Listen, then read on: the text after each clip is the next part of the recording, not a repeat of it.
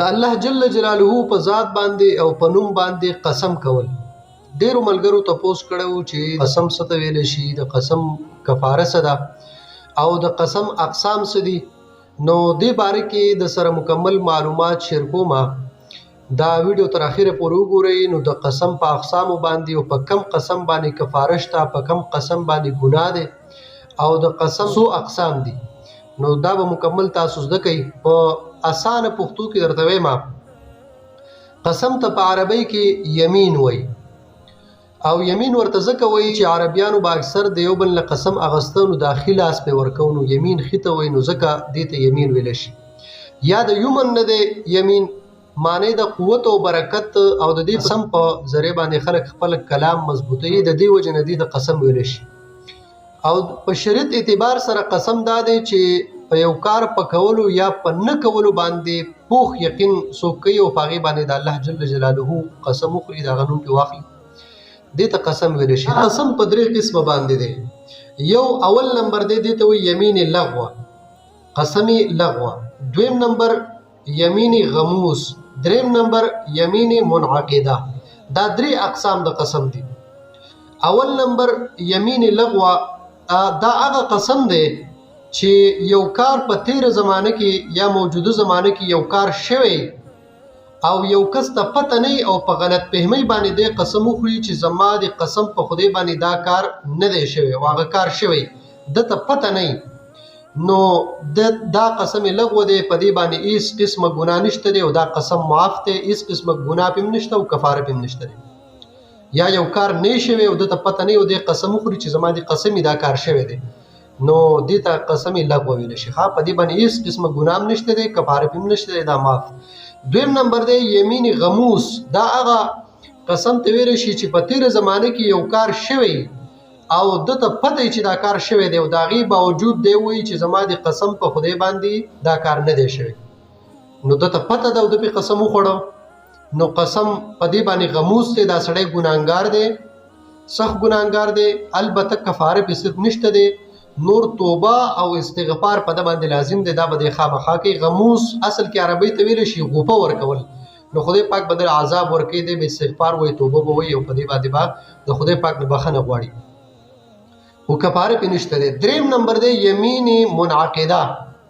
دا هغه یمین هغه قسم ته وایي چې یو انسان په راروانه زمانه کې په یو کار باندې قسم وخوري چې یاره زما د قسم په خدای زه به دا کار کوم او بیا هغه کار ونکړ، نو دی په قسم کې راګیر دی او دغه قسم ته یمین منعقده ویلی شي.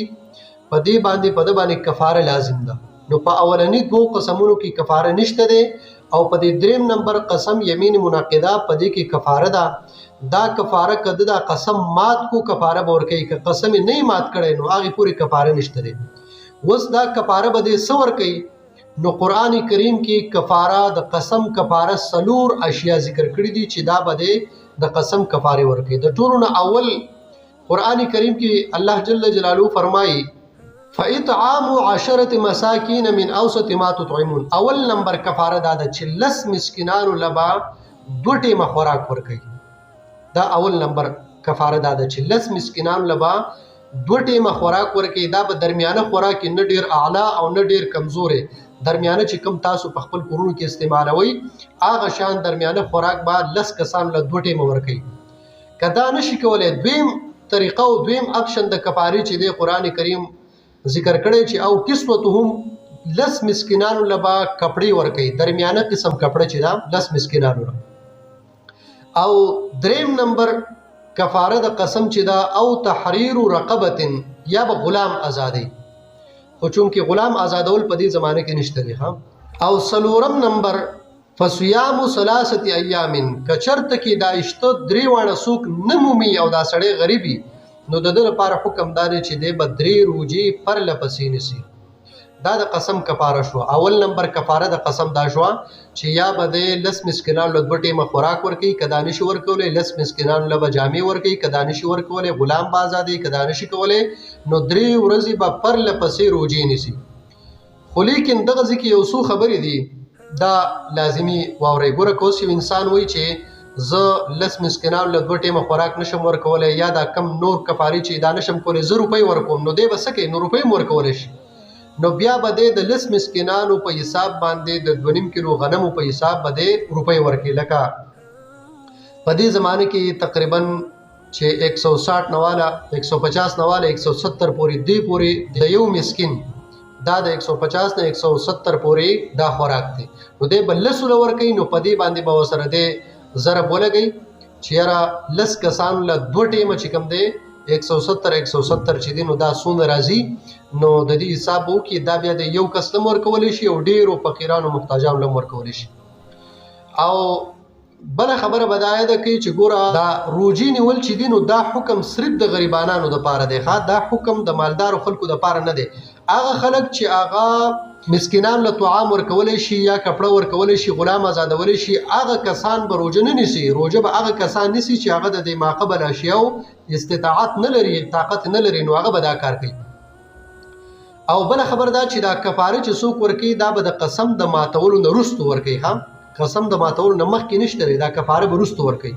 او بله دا خبره هم یاده کوي چې قرآن کریم کې الله جل جلاله فرمایي چې که چرته کې تاسو قسم په یو نیکۍ په کار باندې خوړلی نو داسې به نه کوئ. لا تجعلوا عرضة لایمانکم ان تبروا وتتقوا وتصلحوا بین الناس. د نیکۍ په کار که چا قسم خوړلی دا قسم به دی ماتوي، کفاره به ورکوي او دا قسم به ماتوي، د نیکۍ هغه کار به کوي. نو دا د قسم اقسام شوخه او دغه کفاره شوي. نو دا مکمل تفسیر د قسم په باره کې دا مخکې د نور ملګرو سره شیر کې چې ټولو زړونو کې کم شکوک او شبهات د قسم متعلق چې هغه ټول حل شي.